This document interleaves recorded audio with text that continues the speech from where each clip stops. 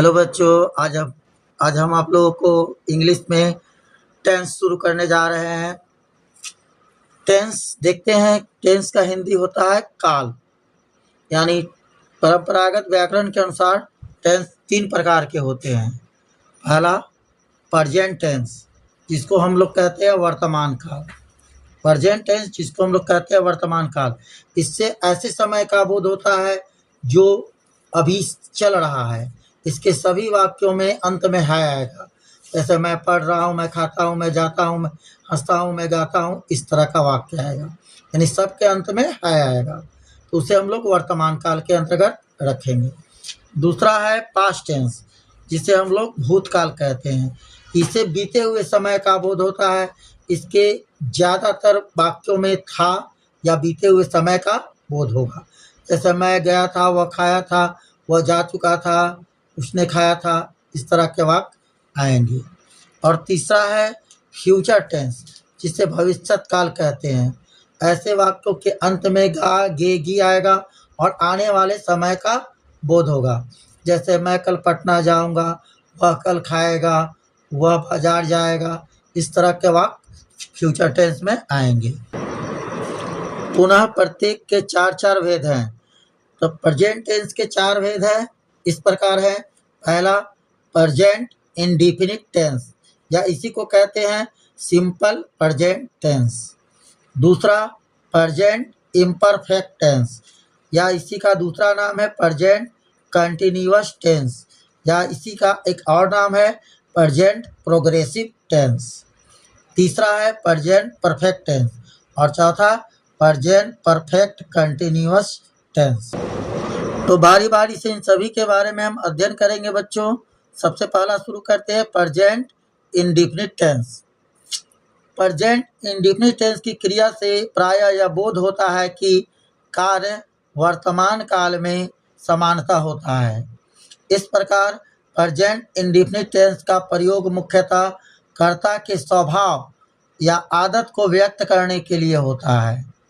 इसका प्रयोग चिरंतन सत्य, जो दुनिया में सत्य है, उसके लिए, सिद्धांत, अस्थायी कार्य, व्यापार इत्यादि का भाव व्यक्त करने के लिए होता है।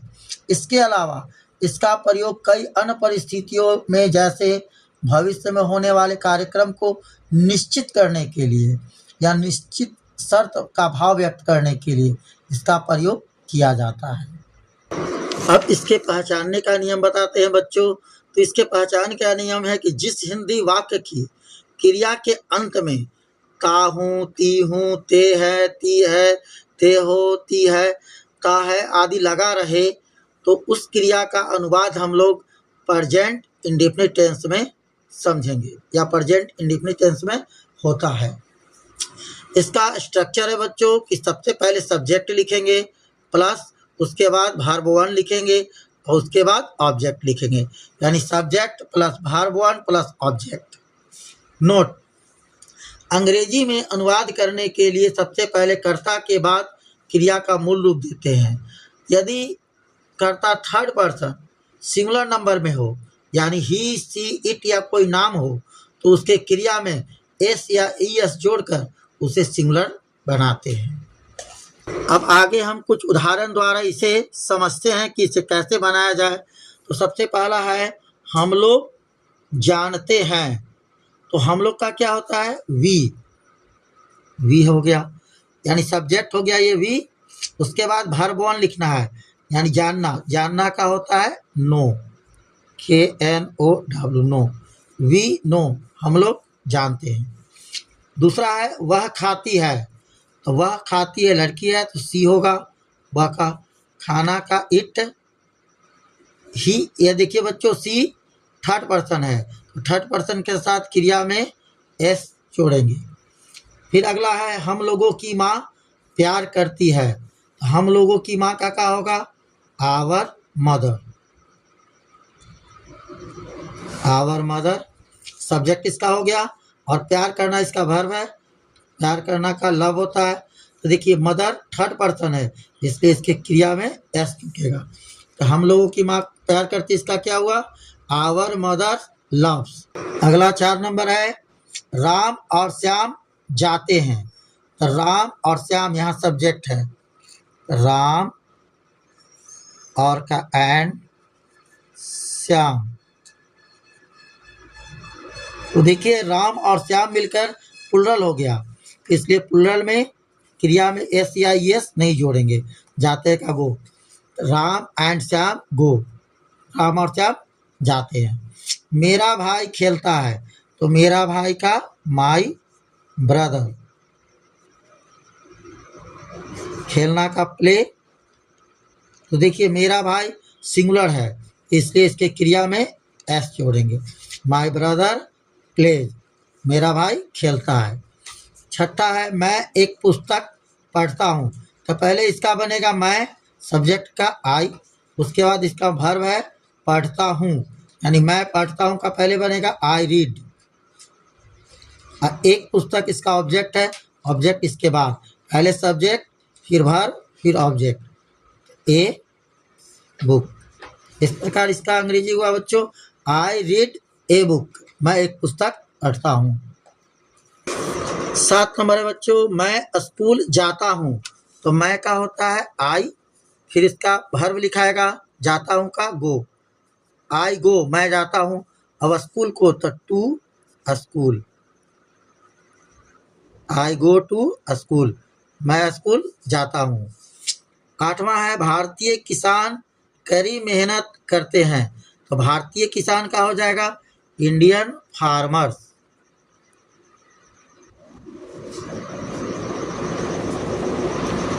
यहाँ इंडियन फार्मर्स प्लुरल है बच्चों, भारत में रहने वाले सभी किसानों को कहा जा रहा है, इसलिए इंडियन फार्मर्स हुआ।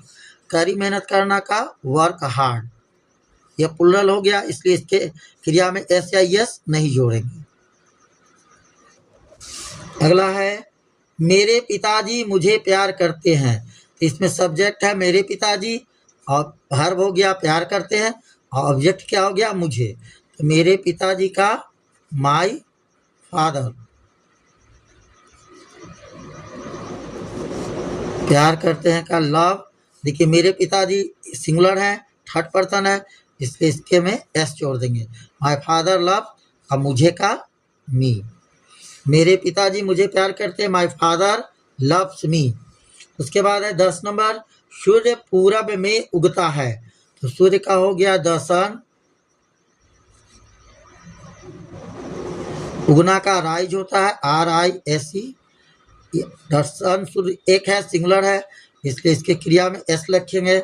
द सन राइजेज यानी सूर्य उगता है, अब पूरब में का इन होता है इन द ईस्ट, ईस्ट के आगे द लगेगा, क्योंकि उत्तर दक्षिण पूर्व पश्चिम सभी दिशाओं के नाम के आगे द लगता है। The sun rises in the east, सूर्य पूरब में उगता है। 11 नंबर है गाय घास खाती है, तो गाय इसका सब्जेक्ट हुआ, गाय का कॉमन नाउन है इसलिए द लगेगा, द काउ। उसके बाद वर्ब लगेगा इट, देखिए बच्चों काउ यहाँ सिंगुलर है इसलिए एस लगेगा, द काउ इट्स यानी गाय खाती है।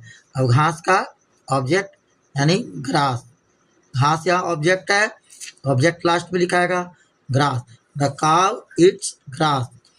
तुम स्कूल जाते हो, तुम का होगा यू, फिर जाना का गो, तुम जाते हो का यू गो हो गया, और स्कूल का to school, you go to school, तुम स्कूल जाते हो।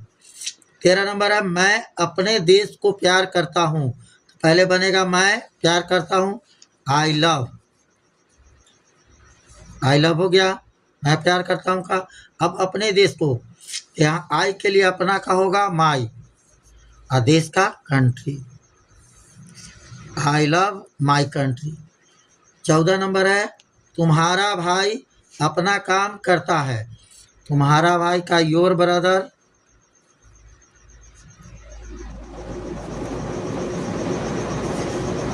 अपना काम यहाँ ऑब्जेक्ट हो गया, तो करना अलग हो जाएगा, करना यहाँ वर्ब हो जाएगा, करना का डू होता है। यहाँ देखिए ब्रदर सिंगुलर है यानी थर्ड पर्सन है, तो इसके अंत में ES जोड़ेंगे। तुम्हारा भाई करता है का योर ब्रदर डज। अब अपना काम का क्या होगा, तुम्हारा भाई के लिए अपना का हिज होगा, his work. Your brother does his work. हम लोग भारत में रहते हैं। हम लोग का वी, रहना का लिव, मे का in India. We live in India. हम लोग भारत में रहते हैं। इस प्रकार हम लोगों ने बच्चों देखा कि इसके अफर्मेटिव वाक्यों को कैसे इंग्लिश में अनुवाद करते हैं। नेक्स्ट अगले वीडियो में निगेटिव और इंट्रोगेटिव वाक्य को देखेंगे। धन्यवाद।